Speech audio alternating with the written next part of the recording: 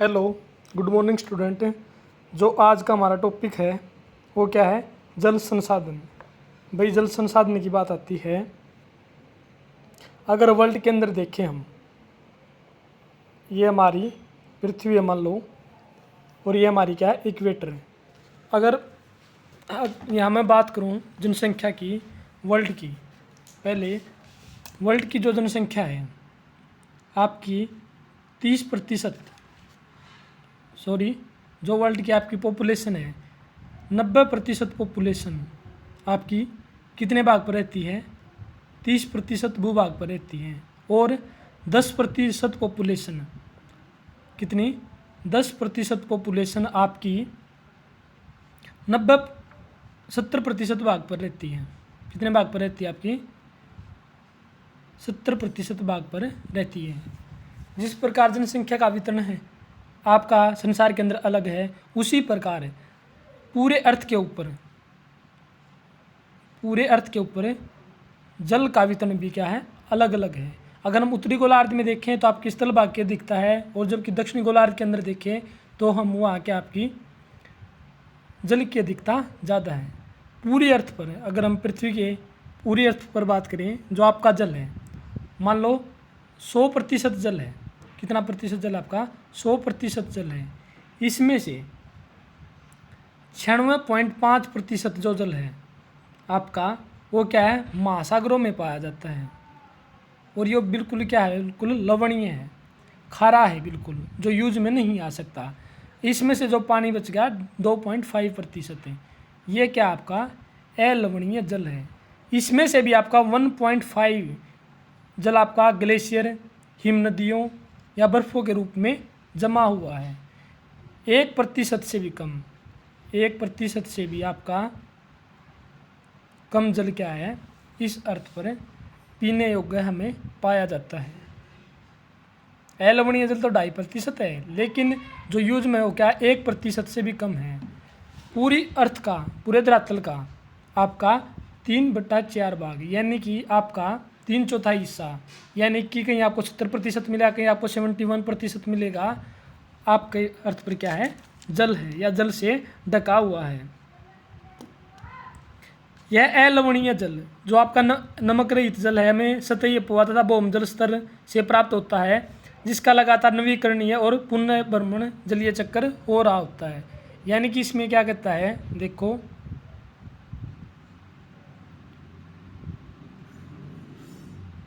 मान लो ये तालाब है, यहाँ पर सूर्य की किरणें गिरी आपका, यहाँ पर आपका इपोरेशन हो, यहाँ भाप के द्वारा जला ऊपर गया, फिर आपका क्या हुआ? संघनन। संघनन क्या है? जब वाटर वेपर से गैस से लिक्विड में बदल जाए, और दोबारा बारिश हुई आपके पहाड़ झरनों से होता हुआ दोबारा ओशन के अंदर चला गया। इस तरह आपका जल का चक्कर क्या है? चलता रहता है। जब जल लगातार महासागरों, बादलों और फिर पर्वतों और फिर दोबारा नदियों के अंदर चक्कर लगाता रहता है, उसको किसका नाम दिया गया है? जल चक्र का नाम दिया गया है।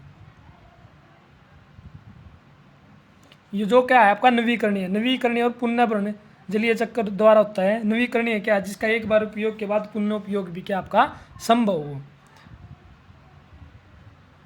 आपको आश्चर्य होगा कि जब पृथ्वी का 3/4 भाग जल से घिरा है और जल एक नवीकरणीय योग्य संसाधन है, तब भी विश्व के अनेक देशों और क्षेत्रों में जल की कमी कैसे है? ऐसी भविष्यवाणी क्यों की जा रही है कि 2025 में 20 करोड़ से भी ज़्यादा लोग जल की नितांत कमी झेलेंगे? ये बात सही है। क्यों? क्योंकि आज भी हम जल का सही तरीके से प्रयोग नहीं करते। अगर भारत की देखी जाए, एक डेटा के अनुसार या एक आंकड़े के अनुसार 2026 तक भारत की आधी से अधिक आबादी, 50% से अधिक आबादी ऐसी होगी जो बिल्कुल जल की समस्या आने वाले भविष्य में झेलेगी या उससे प्रभावित होगी। आगे क्या कहता है देखो, मान लो कुछ डेटा और आंकड़ों की बात करें, जैसे विश्व में जल के कुल आयतन का 96.5% भाग है। 96.5% भाग आपका क्या महासागरों में है, और केवल 2.5% क्या आपका अलवणीय जल है। विश्व में अलवणीय जल का लगभग 70% भाग अंटार्कटिका, ग्रीनलैंड और पर्वतीय क्षेत्रों में बर्फ की चादरों और हिमनद के रूप में मिलता है। जबकि 30% से थोड़ा सा कम भौम जल के जलभरित एक्वीफर के रूप में पाया जाता है, जो जमीन के अंदर आपका भौम जल। फिर क्या कहता है, भारत विश्व की वृष्टि का वर्षा का 4% हिस्सा प्राप्त करता है। यानी वर्ल्ड के अंदर आपकी मान लो 100% बारिश हो रही है, तो भारत के अंदर सिर्फ आपका 4% हिस्सा ही प्राप्त होता है। और प्रति व्यक्ति प्रति वर्ष जल उपलब्धता के संदर्भ में विश्व में इसका क्या है, 133वां स्थान है। किसका है, भारत का 133वां स्थान है। यानी कि दोबारा सुनिए, प्रति व्यक्ति प्रति वर्ष जल उपलब्धता के संदर्भ में विश्व में इसका 133वां स्थान है। भारत में कुल नवीकरणीय योग्य जल संसाधन 1897 वर्ग किलोमीटर प्रति वर्ष अनुमानित है। भविष्यवाणी है कि 2025 तक भारत का एक बड़ा हिस्सा विश्व के अन्य देशों और क्षेत्रों की तरह जल की नितांत कमी महसूस करेगा। ये जो रिपोर्ट दी थी आपकी संयुक्त राष्ट्र विश्व जल विकास डिप ने दी थी, कब दी थी, 2003 के अंदर ये दी गई थी। इस रिपोर्ट में भी बताया गया था। फिर क्या कहता आगे देखो, जल दुर्बलता और जल संरक्षण और प्रबंधन की आवश्यकता।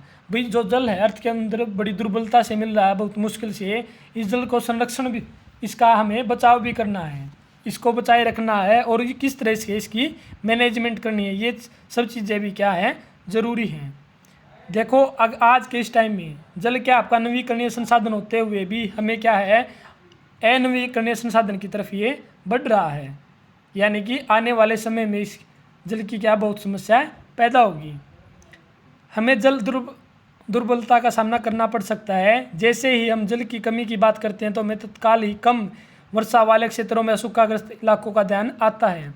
हमें मानस पटल पर तुरंत राजस्थान के मरुस्थल और जल से भरे मटके संतुलित करते हुए जल भरने के लिए लंबा रास्ता तय करती पनिहारिनों के चित्रित हो जाते हैं। यानी कि देखो जहाँ आज के हमारे जिस एरिया में रहते हैं, जहाँ आज हम सबमर्सिबल का प्रयोग करते हैं, नहर की टूटियाँ प्रयोग कर रहे हैं, ज़्यादा पानी की हमें मात्रा मिल रही है। लेकिन आप एक ऐसा इलाका राजस्थान का देखो जहाँ पर लोगों को पानी के लिए आपको 2 से 3 किलोमीटर या कभी कभार तो 10 से 15 किलोमीटर भी पैदल जाकर उनको प्राप्त करना पड़ता है। दूसरा क्या है, देखो हम जल प्रबंधन की मैनेजमेंट की तरफ कभी ध्यान नहीं देते, या जो बारिश का पानी है हम उसको कभी भी स्टोर नहीं करते।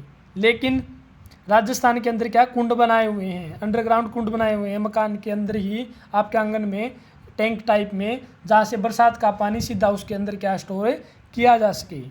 आगे क्या कहता है, देखो यह सच है कि वर्ष में वार्षिक और मौसमी परिवर्तन के कारण जल संसाधन की उपलब्धता में समय और स्थान के अनुसार विभिन्नता है। अगर हम यहाँ भारत की बात करें, देखो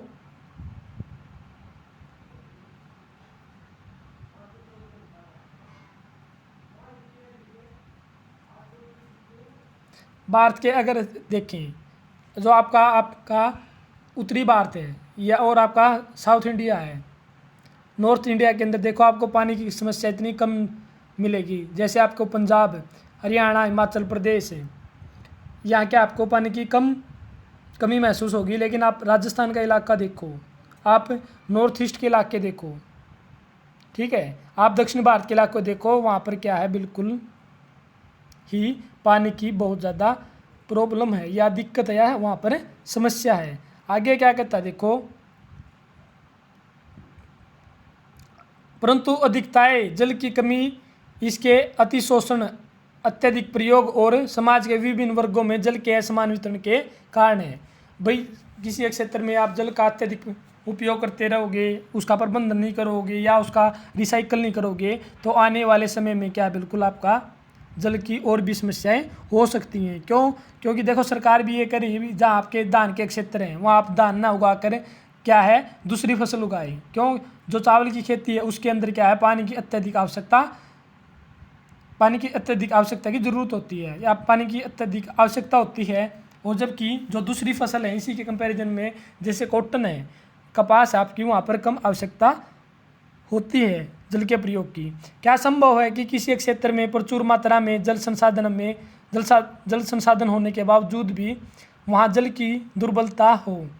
हमारे कई शहर इसके उदाहरण हैं। अतः जल दुर्बलता, अत्यधिक और बढ़ती जनसंख्या और उसके परिणाम स्वरूप जल की बढ़ती मांग और उसके असमान वितरण का परिणाम हो सकता है। आगे क्या कहता है देखो, जल अधिक जनसंख्या के लिए घरेलू उपयोग में नहीं बल्कि अधिक अनाज उगाने के लिए भी इसका प्रयोग किया जा रहा है। अनाज का उत्पादन बढ़ाने के लिए जल संसाधनों का शोषण करके ही सिंचित क्षेत्रों को बढ़ाया जा सकता है। और ग्रीष्म ऋतु, शुष्क ऋतु में भी खेती की जा सकती है। सिंचित कृषि में जल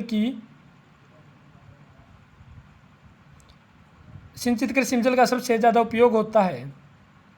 शुष्क कृषि तकनीक और सूखा प्रतिरोधी फसलों के विकास द्वारा अब कृषि क्षेत्रों में क्रांति लाने की आवश्यकता है। अगर हरियाणा के अंदर भी देखो जहाँ आपका करनाल का एरिया, कुरुक्षेत्र, यमुनानगर, अम्बाला का एरिया है, यहाँ बिल्कुल पानी की अच्छी मात्रा है। लेकिन अगर हम साथ ही आपके देखें, आपका हिसार का कुछ एरिया, भिवानी का एरिया, जो राजस्थान के साथ लगते हुए एरिया है, महेंद्रगढ़ नारनौल का एरिया है, वहाँ की पानी की बहुत ज़्यादा समस्याएं पैदा हो चुकी हैं।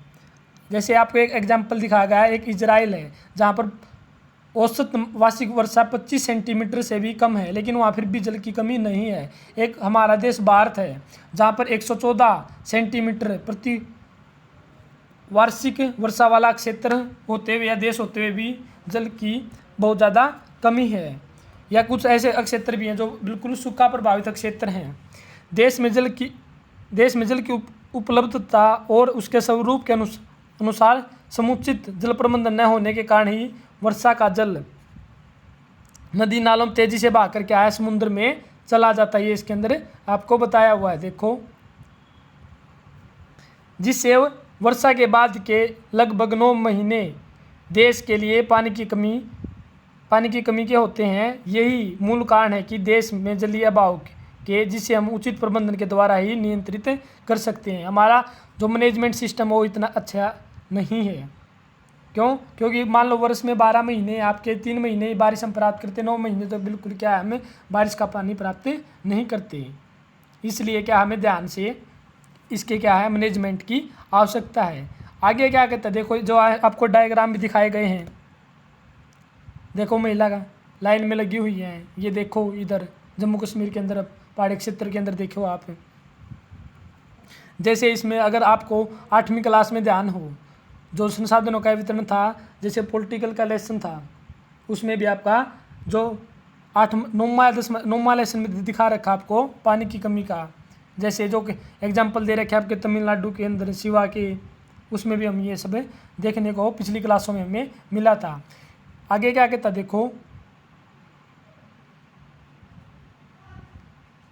जैसे स्वीडन के एक विशेषज्ञ है, क्या कहते हैं, फाल्कन मार्ग, क्या नाम है इसका, फाल्कन मार्ग के अनुसार जल की कमी तब होती है जब प्रत्येक व्यक्ति को प्रतिदिन 1000 घन मीटर से कम जल उपलब्ध होता है। यानी कि जल की कमी कब महसूस हो रही है, जब प्रत्येक व्यक्ति को प्रतिदिन पर डे 1000 घन मीटर से भी पानी हमें कम प्राप्त हो रहा है। जैसे इस चित्र में दिखाया भी गया था, पानी की कमी और दुर्बलता है। देखो सैकड़ों लोग क्या है, लाइनों के अंदर लगे रहते हैं। आगे क्या दिखाएगा देखो, आपने टेलीविजन विज्ञापनों में भी देखा होगा, किसानों खेत में पर अपने निजी कुएं और नलकूप हैं जिनसे सिंचाई करके अपना उत्पादन बढ़ा रहे हैं, परंतु आपने सोचा है कि इसका परिणाम क्या हो सकता है। इसके कारण भूजल स्तर जो आपका भूजल स्तर है, जमीन के अंदर है, आपका वाटर लेवल वो और भी ज़्यादा गिर सकता है और लोगों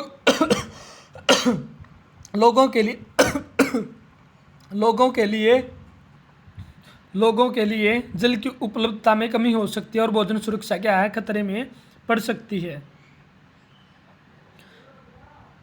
यहाँ तक देखा हमने भी जल का वितरण देखा, जल संसाधन किस प्रकार आपके फैले हुए हैं, किन क्षेत्रों में आपकी कमी है। ठीक है, हमने यहाँ तक पढ़ा।